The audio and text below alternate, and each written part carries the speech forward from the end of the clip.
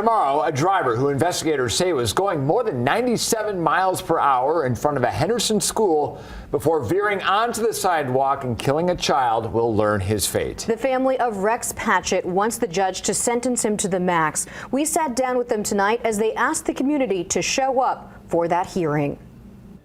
My son on that street, on that sidewalk that day, represents any child that could have been on that sidewalk, anyone's child. Jason Patchett, with his son Luke and daughter Bella at his side, shares the unimaginable loss his family has struggled with for nearly a year now. You know, at that moment, our whole lives were forever changed. On March 7th last year, he got a startling text message saying, hey, there was a horrific accident out in front of the school.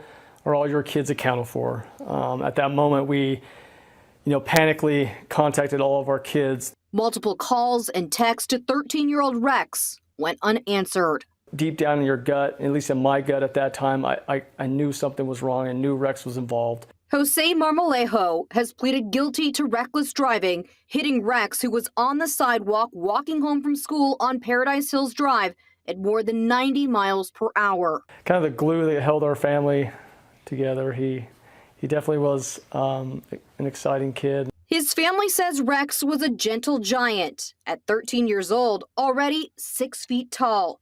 Now they are fighting to get him justice. We're hoping that the judge will see the importance of holding people accountable that commit heinous crimes. They've made these Do It for Rex shirts and have hand-delivered 400 letters to the judge asking for the maximum sentence.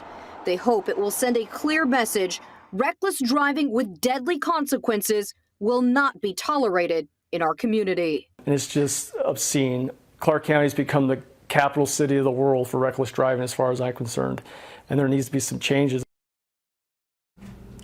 And Marmolejo pleaded guilty to reckless driving back in October. The maximum he could face in terms of a sentence is 6 years in prison. Again, the family is asking for people to show up for his sentencing tomorrow. It will be at 9:30 a.m. at the Regional Justice Center. We also have that information on our website, fox5vegas.com.